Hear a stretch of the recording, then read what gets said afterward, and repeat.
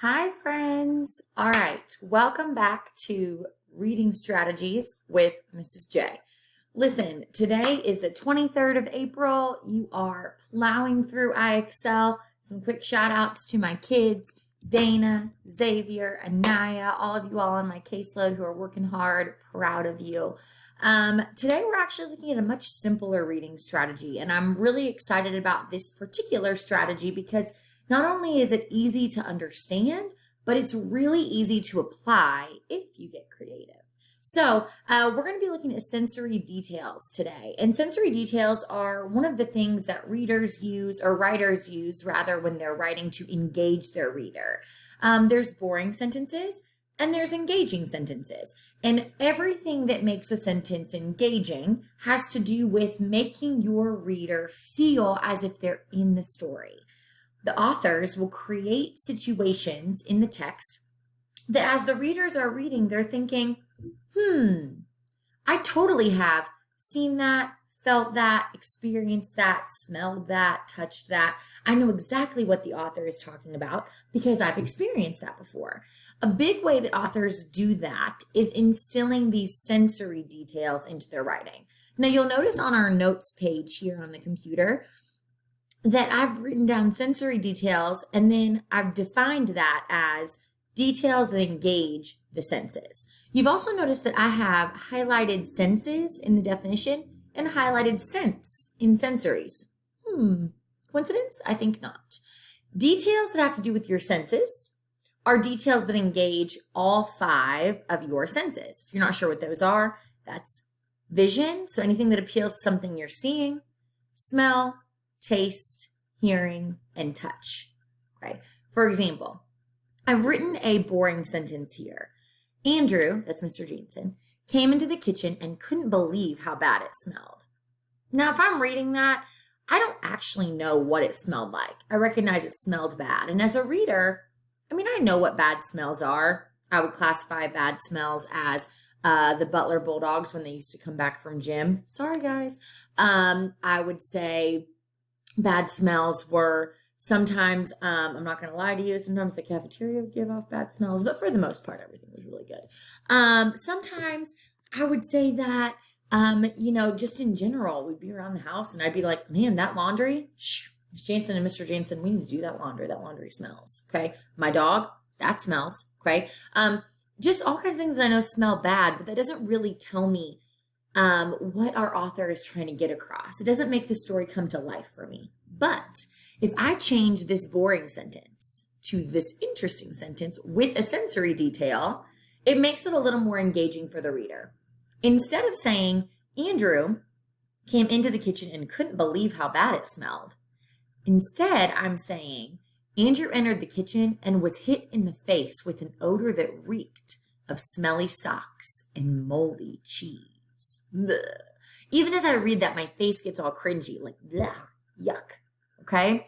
Now, I've described 2 things in this sentence that smell horrible: smelly socks and moldy cheese. And most everybody who's reading this will have at some point in their life encountered a cheese that smells really moldy, or like some sort of dairy product that smells like it's gone bad, or smelly socks. Okay? Little sisters, grandparents, everybody's got smelly socks. I have smelly socks. Okay? And I know that if you walk into a kitchen and you hit this odor in the face that smells like bad cheese or smelly socks, something is not right in the kitchen. Okay? And that's what the author's trying to get across to us. They're using this metaphor, or in this case, it is a metaphor, yeah, because there's no like or as, because I'm not actually hitting Andrew in the face. I'm not actually hitting him with anything. It's just coming upon his face and he's smelling it all at once. Okay? So the author, in this case, I'm the author. So I used the metaphor of smelly socks and moldy cheese to describe how bad it smelled in the kitchen. Using those sensory details is much stronger writing than just saying it smelled bad. Okay. Let's take a second and go to our IXL. The code for this particular activity is PMB.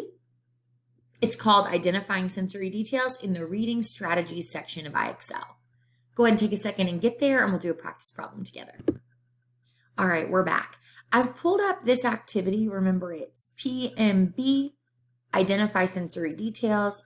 The instructions in green say, select the sentence with a sensory detail that describes smell. Our paragraph says, Marlon was babysitting again for the Bradley's baby. The Bradleys liked to hire Marlon because he had 2 younger sisters, so they figured that he knew what he was doing. This was not always true.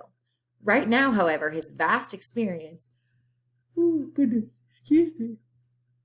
his nose told him that this baby's ammonia-scented diaper needed to be changed. This was not his favorite part of the job. Marlon thought that he might retire as a sitter soon and start a computer repair business. That would be much less hazardous. As I'm looking at all these skills, or all these sentences, sorry, my puppy was distracting me. Say hi, Joel. You can say hello. You're not. You're just, okay, we'll go on the walk soon. As I'm looking at all of these sentences, I noticed that this one is the only one that mentions his nose or a smell. So I selected this sentence because it appeals to my senses, and my nose talks about something that our author smells. Also, as a reader, I know what a dirty diaper smells like because I have nephews and I've changed their diapers before. If you're an older sibling, you know what a bad smelling diaper smells like. It's not good. This is the sense that our author is using to appeal to us as readers. I submit that, and I got it correct. This next one asks us to select the sentence with a sensory detail that describes sound. Take a minute, read it to yourself, and we'll go over the answer together.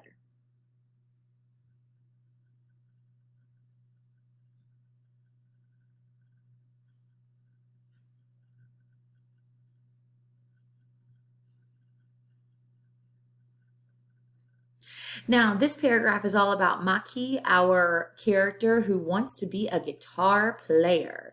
And up here, I see here it says she loved listening to the vibrating, buzzing tones of sitar music. That definitely appeals to the sound as it talks about buzzing, vibrating tones.